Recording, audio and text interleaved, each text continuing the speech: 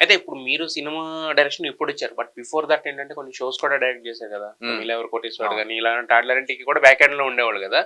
So, మరి అది కంప్లీట్‌గా వదిలేసారా? లేదంటే నేను అది అంటే ఓన్లీ చిరంజీవి గారి కోసం చేశానండి. హ్మ్. నాకు చిరంజీవి గారు అంటే బీభత్సమైన అభిమానం హ్మ్. చిన్నప్పటి నుంచి. ఆయనను చూసి ఇన్‌స్పైర్ అయ్యి సినిమాలోకొచ్చాను నేను. హ్మ్.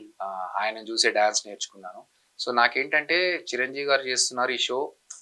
ఈ క్రియేటివ్ హెడ్ రోల్ ఉంది. హ్మ్. అది ఎవరన్నా చేయాలి, క్రియేటివ్ హెడ్‌గా రావాలి అన్నప్పుడు నేను నా రెజ్యూమే పంపించేసి నేను ఎళ్లి చేయడం జరిగింది.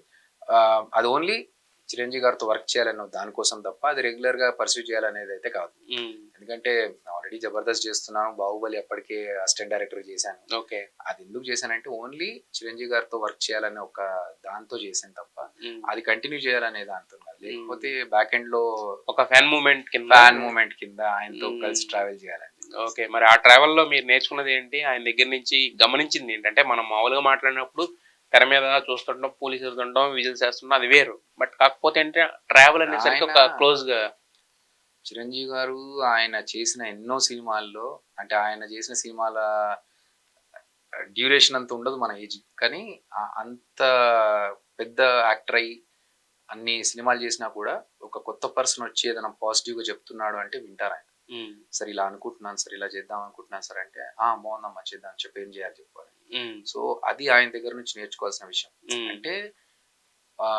150 'ఖైదీ నంబర్ 150' రిలీజ్ అయ్యే టైంకి అప్పుడు స్టార్ట్ అయింది ఆ షో. యెస్. సో, ఆ టైంలో ఎలా అంటే ఒక కొత్త యాక్టర్ వచ్చి, ఒక కొత్త హోస్ట్ వచ్చేసి ఒక షోస్ చేస్తున్నప్పుడు, హ్మ్. అరే! వీడు ఆల్రెడీ టీవీలో చాలా రోజుల నుంచి ఉన్నాడు. హ్మ్. ఇతనికి ఎక్కువ తెలుసేమో. హ్మ్. మీరు చెప్తే నేను వింటాను అన్నలాగా రిసీవింగ్ ఎండ్‌లో ఉండేవారు అతను. హ్మ్. అదెందుకు అలా కాదు, ఇలా కాదు అనేది ఎప్పుడు చెప్పలే. ఎప్పుడు చెప్పలే. హ్మ్. అవునా? అలా ఉంటదా? ఓకే. ఇలా ఉంటదా? హ్మ్. సో, అంత లెర్నింగ్ ఎప్పటికైనా నేర్చుకోవాలనే ఆ కసి ఉన్న పర్సన్. హ్మ్. డెడికేషన్, హ్మ్. టైమ్ మెయింటెనెన్స్ హ్మ్. అన్ని విషయాల్లో అంటే ఆయనకున్న ఇప్పుడు ఆయన ఏజ్ 69. హ్మ్. కానీ ఈ ఏజ్‌లో గూడా ఆయన ఫిట్‌గా ఉంటూ, డాన్స్‌లు చేస్తూ, హ్మ్. ఫైట్స్ చేస్తూ యెస్. ఆయన్ని చూసి చాలా నేర్చుకోవాలండి. ఇప్పుడే ఆహ్, మన ఎనర్జీస్ లెవెల్స్ చూస్తుంటే అబ్బా! ఇంత చేశాం కదా! కష్టపడ్డాం ఆయాసం కదా! అని ఫీల్ అవుతా ఉంటాము. నీరసం అన్నీ ఉంటాయి. ఆ! ఆయన్ని చూసి చాలా నేర్చుకోవాలి. యెస్. అంటే బట్ ఒక ట్రావెలింగ్‌లో ఏంటంటే ఒకానొక స్పెషల్ మూమెంట్స్ అయితే ఉంటాయి గదా! అంటే యెస్ అంటే మనల్ని మనం చూపించుకోగలిని, ఆయనకి గుర్తుండిపోయేలాగా మనల్ని మనం ప్రెజెంట్ చేసుకోగలిగిన ఏదో ఒక మూమెంట్ అనేది వస్తది గదా! అంత పెద్ద లాంగ్ జర్నీలో. అవును. సో, మరి మీ ఆ నేను జర్నీలో అదేమన్నా ఎప్పుడు యాక్టింగ్ సైడ్ ఆయన ముందు పోర్ట్రే చేయలేదు నేను. హ్మ్. ఎందుకంటే అక్కడ నేను ప్లే చేస్తున్నది క్రియేటివ్ హెడ్ కాబట్టి. అదే క్రియేట్ సో, అక్కడ క్రియేటివ్ డైరెక్టర్‌గా ఉన్నాను కాబట్టి క్రియేటివిటీలో హ్మ్. చాలా చేశాం. హ్మ్.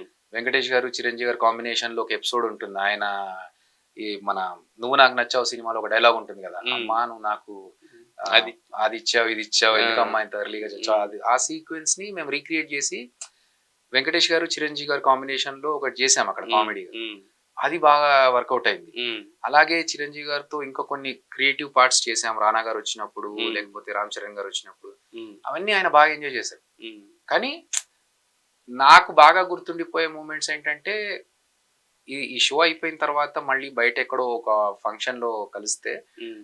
ఆయన ఎళ్ళిపోతున్నప్పుడు ఎనకాల ఒక 60, 70 మంది ఆయన చుట్టుముడుతున్నప్పుడు ఎనకాలున్న ఓకే. 60 మెంబర్స్ వెనకాల. హ్మ్. "సార్ నేను అభి సార్" అనగానే టక్కన వెనక్కి తిరిగి చూసి, హ్మ్. "రా" అని చెప్పి పిలిచారు. హ్మ్.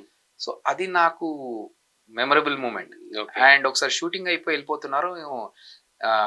అప్పుడు నేను అది చేస్తూ 'జబర్దస్త్' చేస్తున్నాను. మా టీమ్‌ని పిలిపించుకొని నేను ఒక పక్కన కూర్చొని స్కిట్స్ ప్రాక్టీస్ చేసుకుంటాం. ఏది హ్మ్. షూటింగ్ హ్మ్. అయిపోయింది. సార్ డ్రెస్ చేంజ్ చేసుకునే గ్యాప్‌లో గ్యాప్. ఉన్నప్పుడు నేను బయటకొచ్చి వీళ్ళతో స్కిట్ డిస్కషన్ చేస్తున్నాను. ఆ కార్ అలా ఎళ్తూ ఆపి గ్లాస్ తీసి "బాయ్ అభి" అని చెప్పి ఎళ్ళిపోయారు. ఇంకా నాకు మా టీమ్ మెంబర్స్ ముందట అలా గాల్లో ఎగిరి చూసారా బాస్ నాకు బాయ్ చెప్పి ఎళ్ళారు. మెగాస్టారే బాయ్ చెప్పాడు సరే మీరు మెగాస్టార్ ఒక గారు మెగాస్టార్ ఫీల్డ్‌లోకెళ్లారు యాక్చువల్లీ.